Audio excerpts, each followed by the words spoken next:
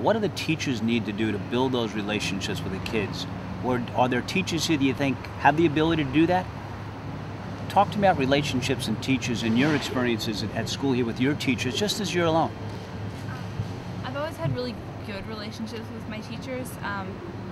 I've always felt that when I didn't understand something, I could go up to my teachers after class or whenever and talk to them and ask them to explain what we were doing in class so that I could understand it. But I feel like a lot of kids don't feel like their teachers have the time or don't understand that their teachers really want them to come as much as like these teachers say. A lot of people just don't think they can do that.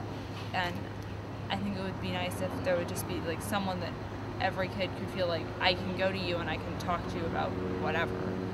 And not just to be like an authority figure that's trying to like hunt them down and stuff, but just to like someone that they can count on to be there and to care about how they're doing in school.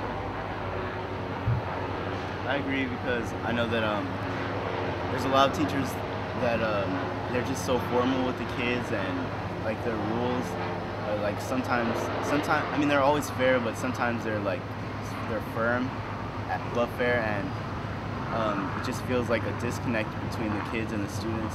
And I think that like the teachers that I do connect well with are the teachers that are open with you and that talk to you, that joke around in the class, and it just seems that those teachers are the, you know, they have magnetism between the kids and them, and they just attract them, and it helps that they're so open and they want to talk to you, because when you know that somebody else wants to talk to you, you want to talk to them back. And a lot of students, I think that's why there's so much cheating going on, and that's why some kids, you know, they pass the class but they don't pass the test, because they're cheating on homework and they ask the wrong people. But if you ask your friend, you're not asking your friend for help, you're asking your friend for answers. That's what I have to say. I think it just depends on the student and how willing they are to go up to their teacher and ask for help, because usually what I've noticed is that every time I need help and I go up to my teachers and ask politely, they're more than likely to help me. And so I think it just depends on your character, and I know that I've had really good relationships with teachers throughout like 7th grade on to high school, but I think that for some students there's like a lack of respect, and it makes it difficult for them to learn because they tend to blame the teacher on their own problems. And I think they're almost afraid in a sense to admit that they need help, and I think that that's the biggest problem. It's just they have this insecurity about, or they don't want to admit they have a problem, and I think maybe it's the teacher's job to kind of reach out and ask them if they need assistance. One of the things I've noticed is that when I have a better relationship with the teacher, I have a tendency to do much better in that class.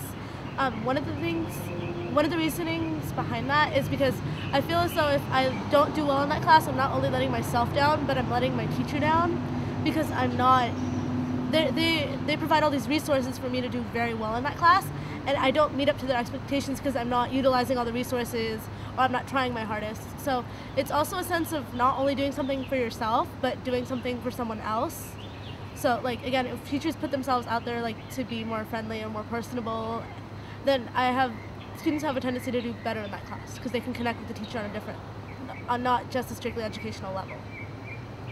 In my experience, a lot of the problems with students not being motivated is the sort of community that they're in. I've been more motivated this year just because my friends are the kind of people who get their homework done, they do whatever it is they need to do.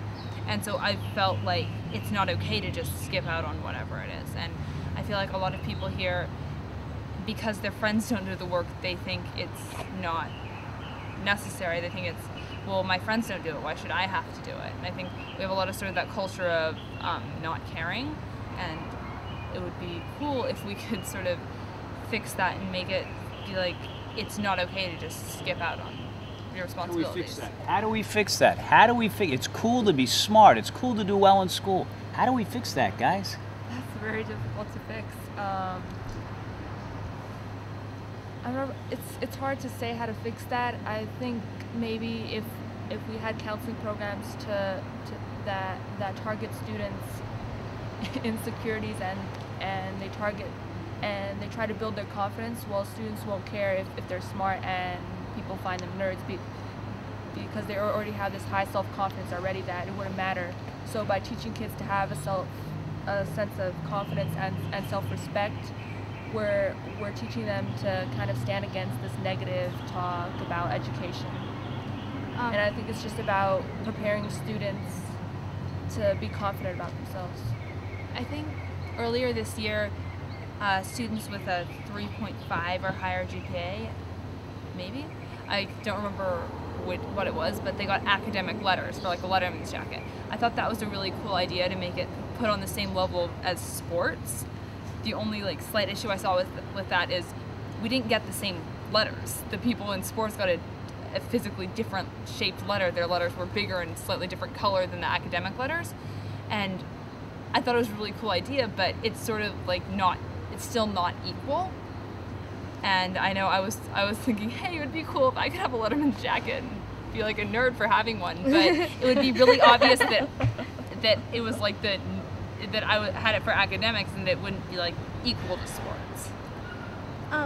One of the things I like that sort of said is mimicking the whole school thing to the workplace. Well, in the workplace, if you perform well, then you get a raise. You get incentives for performing well. And if you don't perform well, you get fired.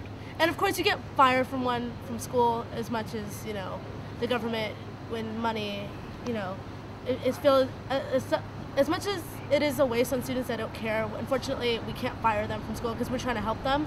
But having an incentive for doing well in school would be a great thing. Like the academic Bs were a great idea, just to show everybody that I'm smart and that I have an incentive for doing well in school. So having more incentives would promote kids to do better in school.